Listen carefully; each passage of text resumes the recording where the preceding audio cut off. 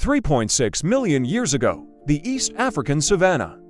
The sun rises over cracked earth, a world of dust and heat. A small band of Australopithecus afarensis moves across the plain. They are 8 strong, their lean bodies coated in a fine layer of ochre dust. The matriarch of the group leads them. Her fur is matted with sweat, and in her arms she carries a dried palm frond. Bundled inside are precious leaves, still holding the last drops of yesterday's water. Ahead, the youngest of the group stumbles. His lips are pale, his breath shallow. The adults pause, their eyes narrow, nostrils flaring. They catch a scent on the wind, faint, distant, but undeniable. Moisture. The matriarch lets out a sharp grunt, a command understood without words. The tribe moves. The search for water isn't just a journey. It's a battle for survival. They reach a hollow where a stream once flowed. Now, it's just mud and bone. The eldest male kneels, scooping the muck into his hand. He tastes only grit. He glances up at the sky. Vultures circle overhead. The ground is a graveyard of cracked animal skulls. There is no water here, and no safety. Suddenly, a sharp crack splits the silence. A juvenile has snapped a reed against a rock. A single, glistening drop of liquid seeps out. The group swarms around it. Desperate, they start clawing at the earth with flint stones, their breaths coming in ragged pants. A small pool of murky water begins to form, just enough for a few mouthfuls. The matriarch, ever the leader, lets the child drink first. But their moment of relief is shattered by an echoing roar from the nearby brush. The air freezes. A prehistoric lion, a Panthera leospelea, emerges from the thicket. Its eyes are golden, its gaze merciless. The tribe scatters in an instant, their bodies vanishing between the acacia trees. The matriarch clutches the infant to her chest, scrambling up a gnarled tree with frantic strength. Below, the lion circles the small watering hole, its roars echoing with frustration. One young male, perhaps brave, perhaps foolish, hurls a rock. It hits the lion squarely on its flank. The beast wheels around and charges. Dust erupts as the others screech in alarm from their perches, pelting the predator with stones. The lion claws at the base of the matriarch's tree, its teeth snapping just inches from her legs, and then a different rumble. A tremor not from the lion, but from the sky. A storm is coming. The wind howls across the plain, driving sheets of sand and rain. Lightning forks across the horizon, illuminating the chaos.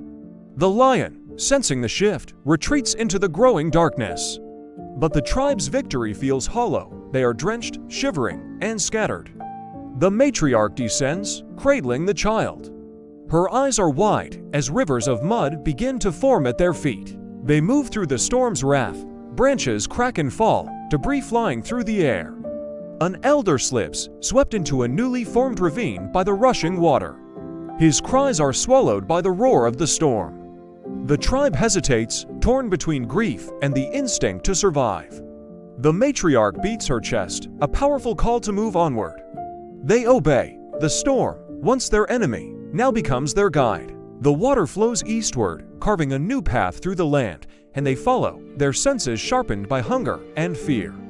As the rain fades, a new dawn breaks. Mist rises from the damp earth, soft and golden. The survivors emerge from the trees and see it, a wide valley below them, green, rich, and alive. A river snakes through it like molten silver, shimmering with promise. The matriarch leads the descent into this new world. The air smells of wet clay and life itself. Birds call out. A herd of antelope grazes peacefully on the far bank. The tribe approaches the river with caution, scanning for predators. The same young male who had defied the lion wades into the shallows. He dips his hands, drinks deeply, and lets out a guttural cry of pure relief.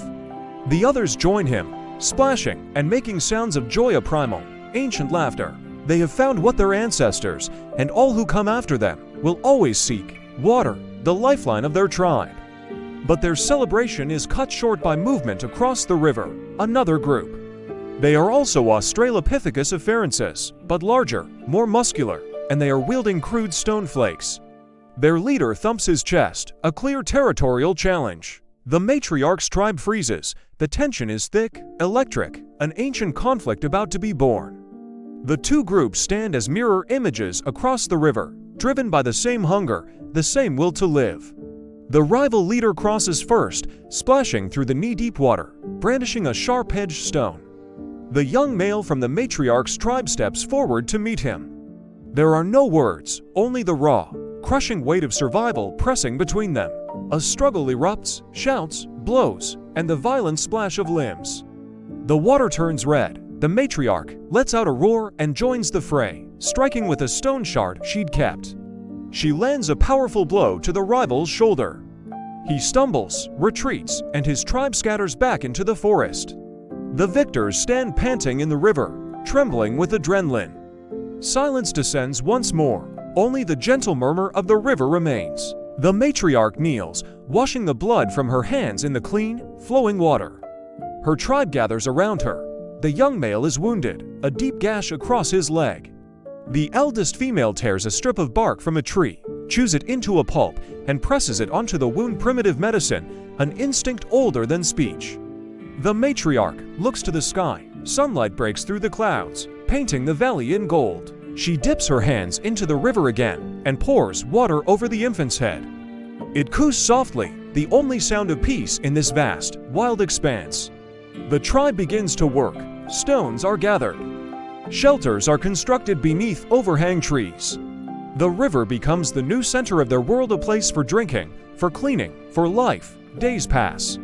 The matriarch watches as the young ones play in the shallows, splashing at fish that dart like shadows in the current. The wounded male now limps, but he carves flint tools by her side. They have learned to stay near the water, to follow its rhythm, to survive by its mercy. A heron takes flight, its wings catching the light of the sunrise. The matriarch follows its flight with her eyes, her reflection rippling on the river's surface. Around her, the tribe is thriving, bonded by a shared struggle and an instinctive wisdom. Where there is water, there is life. The river gleams, an artery of survival cutting through the prehistoric world.